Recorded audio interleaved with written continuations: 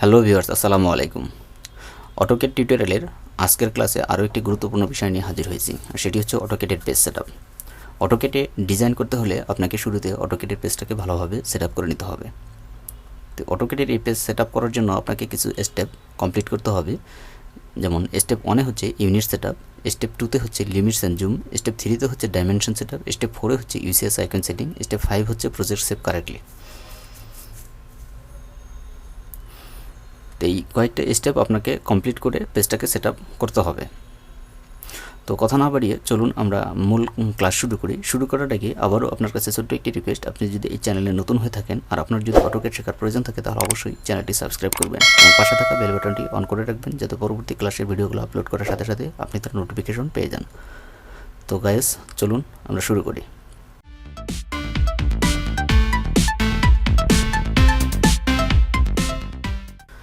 তো স্টেপ 1-এ হচ্ছে unit setup.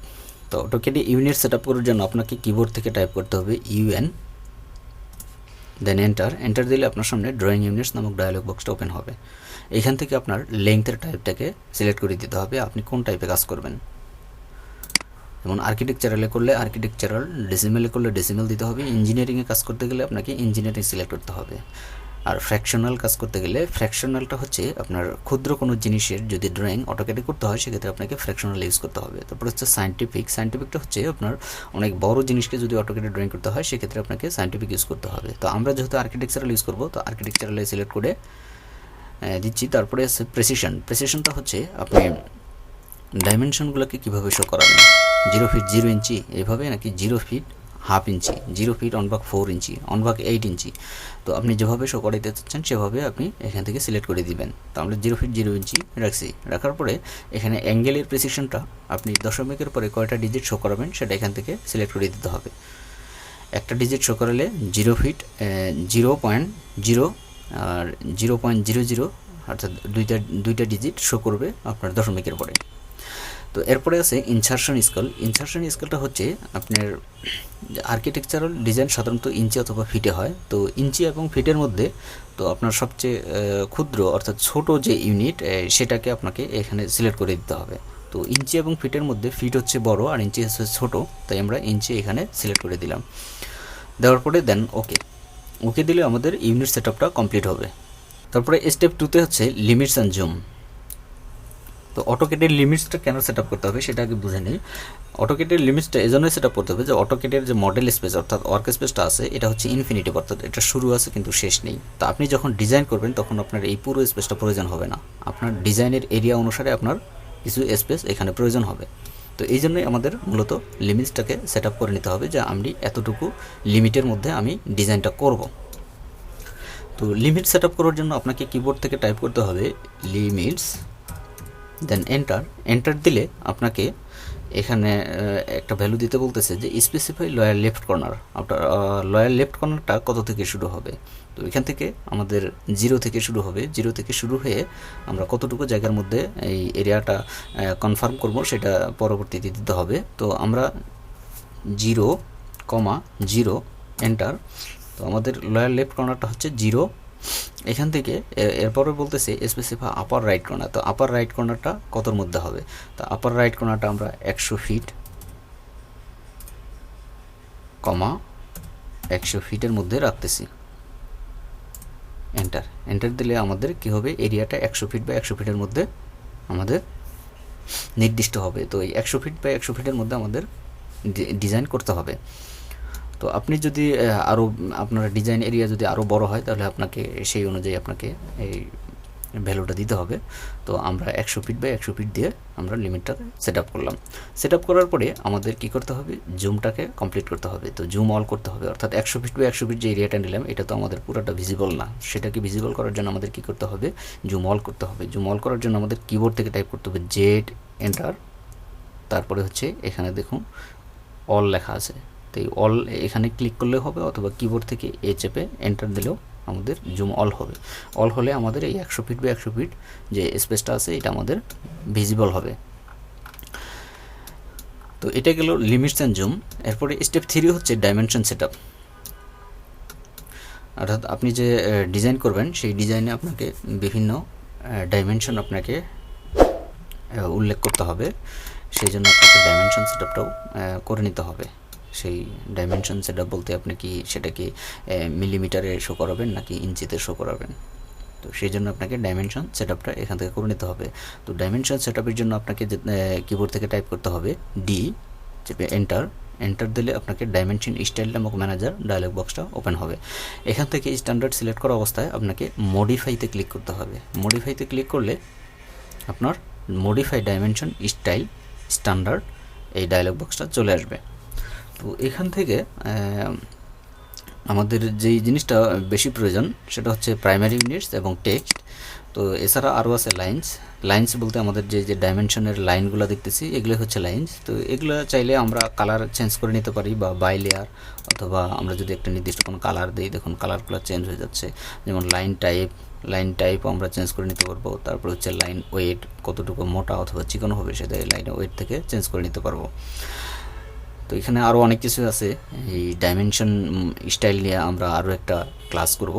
তো আজকে আপাতত যেটুকু প্রয়োজন সেটুকু আমরা করতেছি। তারপরে আছে symbols and arrow. Symbols and arrow বলতে এখানে আমরা এই যে অ্যারোটা আছে, এই অ্যারোগুলো আমরা কোন ধরনের অ্যারো এখানে শো করাবো সেটা এখান থেকে সিলেক্ট করে দেওয়া যাবে। তারপরে আছে টেক্সট। হ্যাঁ, টেক্সটের ক্ষেত্রে আমরা যে টেক্সটগুলো শো করতেছে মানগুলো, এগুলোই হচ্ছে টেক্সট। তো এটা যদি আমরা চাই যে টেক্সটের কালার চেঞ্জ করে দিব, অন্য একটা কালার দেবো, আমরা কালার চেঞ্জ করে নিতে পারবো।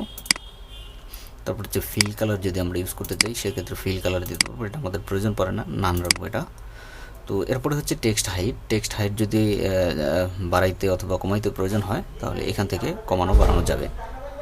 তো এরপরে আমাদের ফিটটা প্রয়োজন নাই। এরপরে আছে প্রাইমারি ইউনিটস, এটাই মূলত আমাদের প্রয়োজন। তো এই প্রাইমারি ইউনিটসে আমাদের যেহেতু আমরা আর্কিটেকচারালে কাজ করবো সেক্ষেত্রে আর্কিটেকচারাল এখানে সিলেক্ট করে দেবো। দেওয়ার পরে আমাদের প্রেসিশনটা আমরা যেটা প্রয়োজন সেটা দেবো। আমরা 0 ফিট 0 ইঞ্চি রাখলে আমাদের এটা 0 ফিট 0 ইঞ্চির মধ্যে শো করবে। তো এরপরে আমাদের এখান থেকে ওকে দেব। ওকে দেওয়ার পরে ডাইমেনশন স্টাইল ম্যানেজার এখানে এসে সেট কারেন্ট দিতে হবে, ক্লোজ দিলে হবে না, আমাদের কি করতে হবে, সেট কারেন্ট দিতে হবে। সেট কারেন্ট দিয়ে এখান থেকে ক্লোজ দিলে আমাদের ডাইমেনশন সেটআপটা কমপ্লিট হবে। ওকে, ডাইমেনশন সেটআপটা কমপ্লিট হলে এরপরে আমরা চেক করব যে এই ডাইমেনশন সেটআপটা আসলে ঠিকঠাক আছে কিনা। এটার জন্য আমাদের একটা অবজেক্ট ড্র করতে হবে। যেমন আমরা যদি একটা লাইন ড্র করে দেন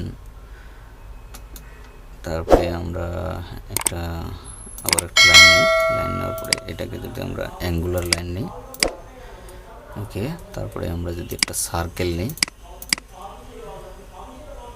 ওকে, এরপরে আমরা একটা আর্টস অঙ্কন করি।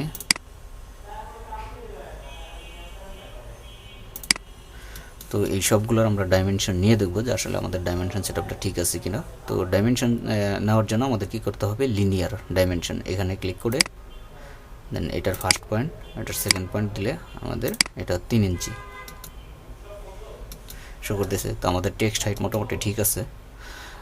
এবার এটাতে যদি নেই, এটা কিন্তু অ্যাঙ্গুলার, তো সেক্ষেত্রে আমাদের এই লিনিয়ারটা নিলে চলবে না। সেক্ষেত্রে আমাদের কী করতে হবে, অ্যারোতে ক্লিক করে আমাদের এই অ্যালাইন্ড এটা নিতে হবে। এটা নিলে আমরা এটার ডাইমেনশন নিতে পারবো